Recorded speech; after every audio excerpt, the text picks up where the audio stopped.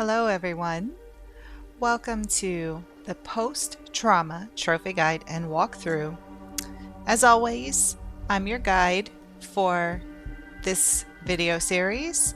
I am the Cajun Khajiit. Thank you all for joining me. This is a smaller indie game.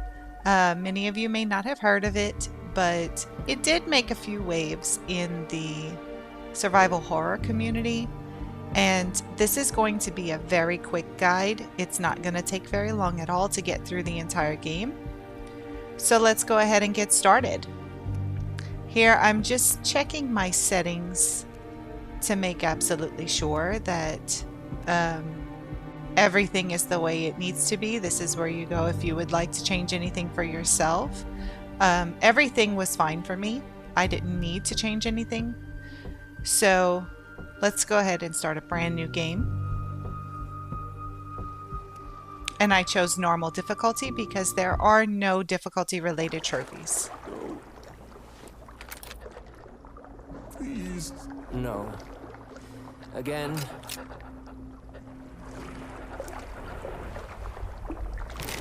In this very short prologue segment, you cannot do anything else. You must press R2. So go ahead and do that. And we've earned our very first trophy, which is again.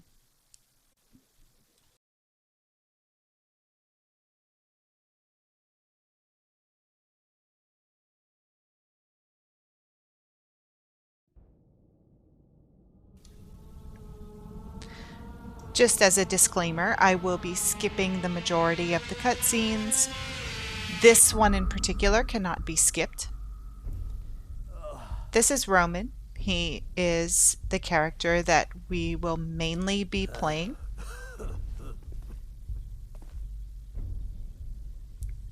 And as you can see, he wakes up on a train and has no clue why. We will be finding that out by the end of the game. But as for right now, we're not supposed to know. Once you gain control of Roman, you can walk around in the train cars. At this point, there are only 2 train cars that we can access.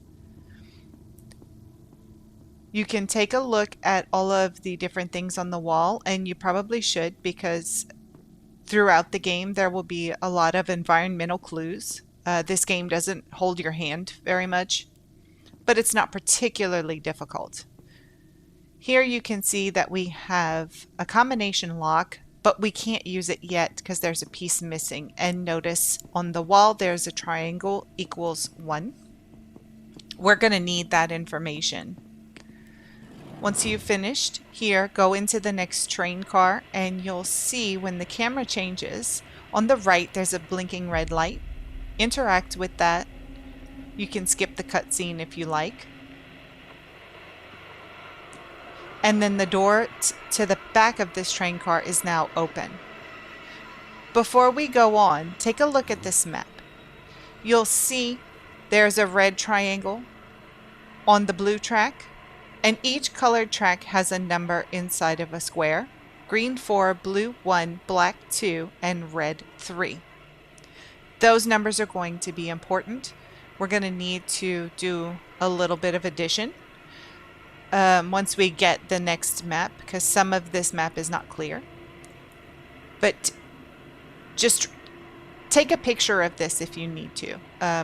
Taking a picture with your phone will really help you to solve several of the puzzles in this game, or to know where to go on a map, because we do not have any kind of map system. So as we continue through this train car, take a look at the next map. And here you can see we have a square equals 7, and then we have square, triangle, X, circle on intersections of these train lines. So this is ultimately what's going to give us the code that we need to open up the lock. However, there's a piece missing, so we need to go find it. Go ahead and choose to go through this broken train car door.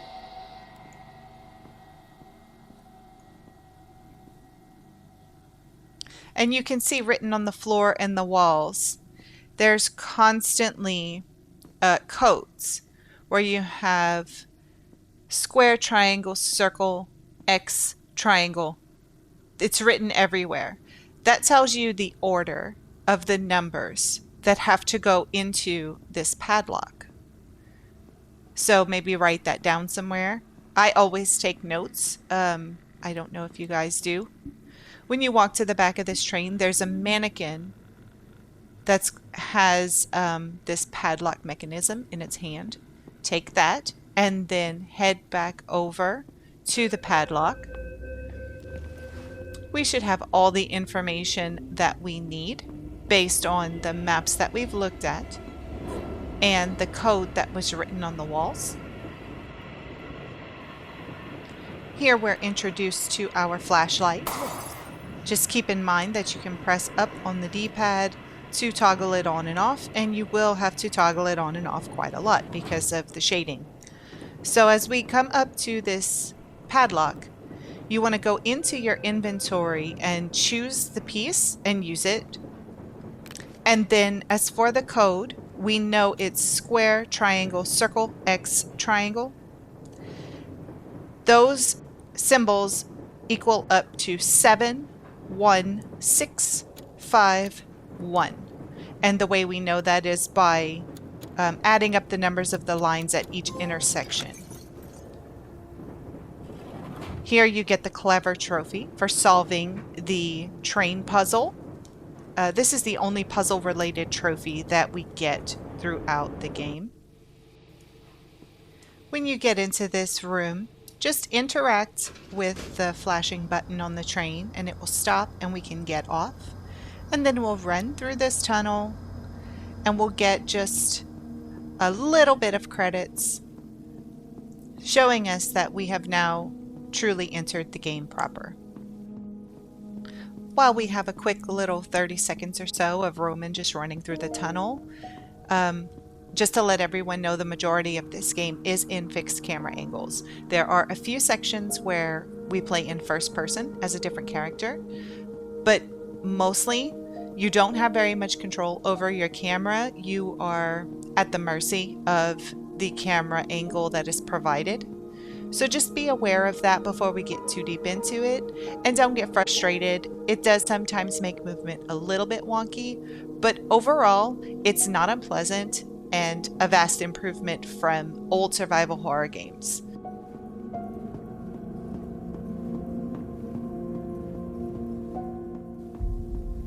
Once we get to where we can see kind of a yellowish light in the tunnel, you want to turn right and climb up onto this platform.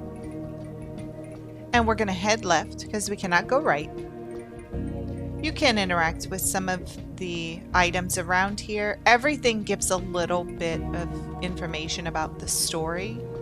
I highly recommend that you do not skip cutscenes and you interact with everything that you can, because it does help to clarify the ending. When you can turn right, don't go all the way to the end and make sure to pick up this used tape. There are 4 tapes in the game and it is the only collectible item, so be sure to grab all of them. Inside this shopping cart there's always a med kit. This is the only consistent item that I have seen. There's always a med kit in the cart, but as you go throughout the game you'll be opening drawers and lockers, and those items are not always consistent. They vary. We'll be coming back to this eye on the wall later. For now, we have to do something in order to trigger a door to appear. So we're going to head up the stairs.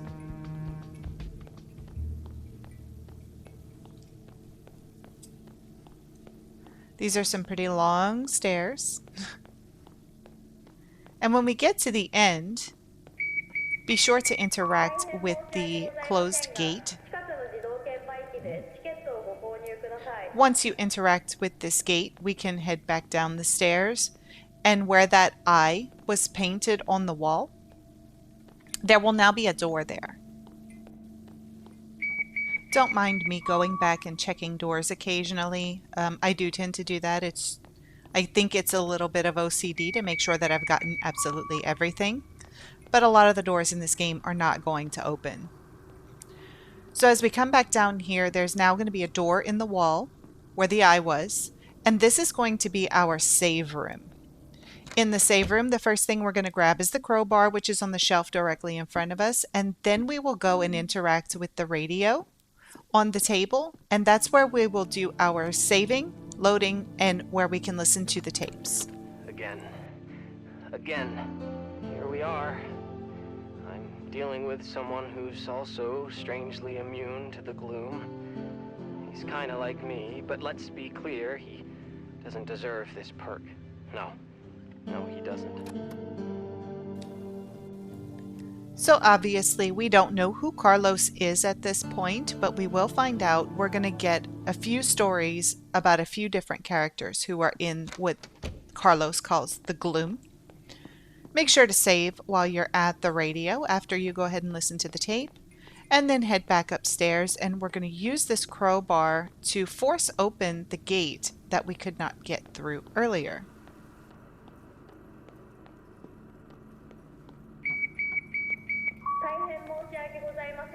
Also, keep in mind that there are 5 weapons in the game. The crowbar is the first weapon that we get our hands on.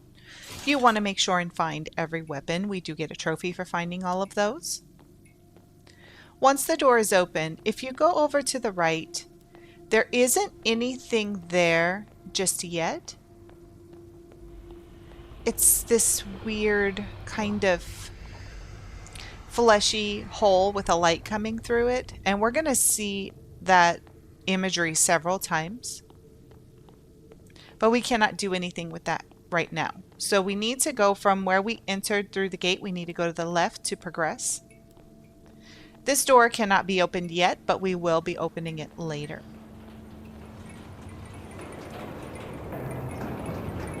That does not look like a good sign. Get ready, because as we walk through this hallway, the camera will go a little crazy, but we're about to encounter our very first enemy. Obviously, all we have is a melee weapon, and the melee is not terrible, but it can be a little bit awkward. You need to keep an eye on the stamina that Roman has. It'll take approximately 6 to 7 hits to defeat this enemy. And you get the Survivor Trophy for defeating your first enemy. Now we can go and open up the gate here and head down the stairs. The door directly in front of us at this level of the stairs is another save room. We have an item box in here. You can save if you wish. I recommend saving pretty often because you don't want to have to go and repeat, and there's no penalty for saving. In the item box, you can see you have approximately 12 slots to put items inside because we don't have a lot of room to carry consumables or weapons. I think there are only 5 slots for consumables and weapons. And then all story-related items that we need to progress will go into the other set of item slots.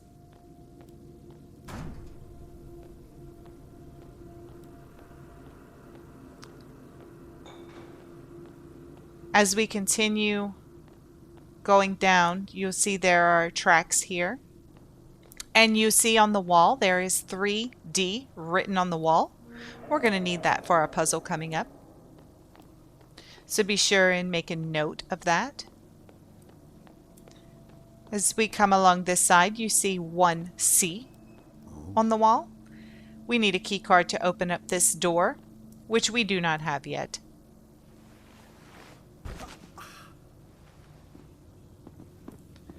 On these tracks, you'll see that on the tracks, each area is blocked off by several mannequins. So we won't be able to follow the tracks. So here by the red light, there's a crack in the cement there. Just go to the opposite side and then climb up onto the platform across from where we entered this train area. On the floor, we have 3A. Be sure to make a note of that as well. This needs a keypad. It needs a code for the keypad.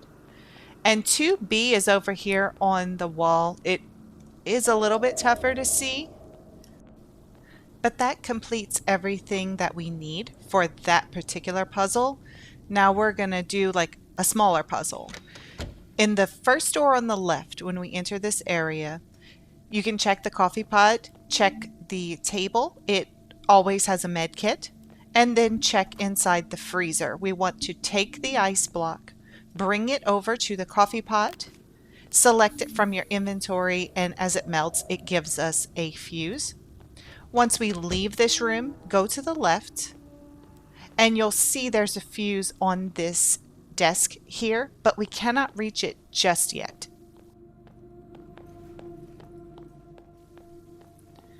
So go around. There are vending machines here.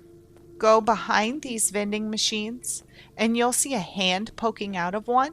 It also has a fuse. Go ahead and take it from the mannequin arm and then go through this door. We have a weird fleshy room. And here, when we exit, this is where we went to fight the first enemy. So go over to this broken vending machine and grab the metal wire. That's what we're going to use to collect the final fuse. So just head back through the door that goes to the fleshy room, back through this area. Sometimes the movement is a little bit difficult. I'm just letting you guys know because of the way the camera angle changes. Once we get back here, use the metal wire from your inventory and Roman will scoop it out. And when we go back to this main area, there will be an enemy on the floor. You can ignore the enemy if you want to, but I don't ignore too many enemies until later on in the game.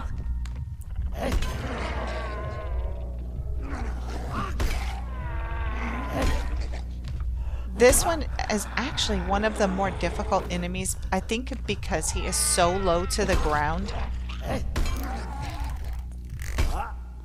It's kind of hard to target him. So go through this door that we haven't gone through yet. Once you defeat the enemy, head to the right, and we want to place all 3 fuses inside of this fuse box. This is going to allow us to operate the generator.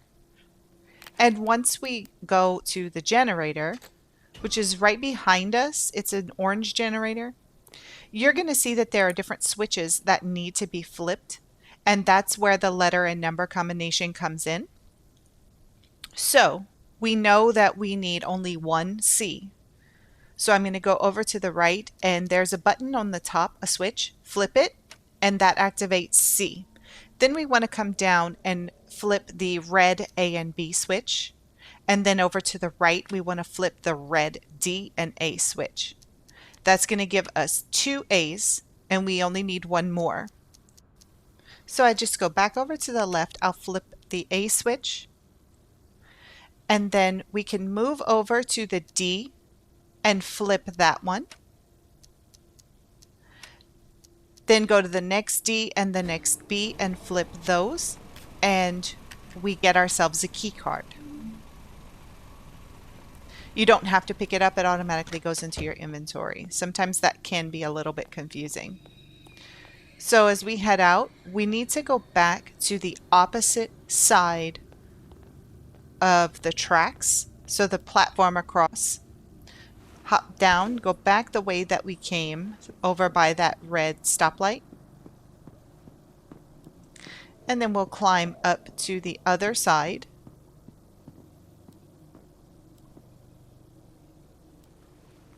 Once we've gotten up here, just go over to the door, click on your inventory, and use the key card to open up the door. And when we go inside, there'll be a cutscene. I did go ahead and fast forward this cutscene because we need to listen to a part of it. Door. Yes. do? How? I don't know, but I do. 33284. Oh, thank you. That's very kind of you. Don't thank me. So as you can see, I just fast forwarded that cutscene up until the woman gives us the code. I don't know. We are going to need that code to go back over to the door with the keypad. There really isn't anything else in this room. So now we want to hop down and head across. Uh-oh. That mannequin wasn't there before. Don't panic, that was supposed to happen. We get the tunnel vision trophy, and that's for completing Act 1.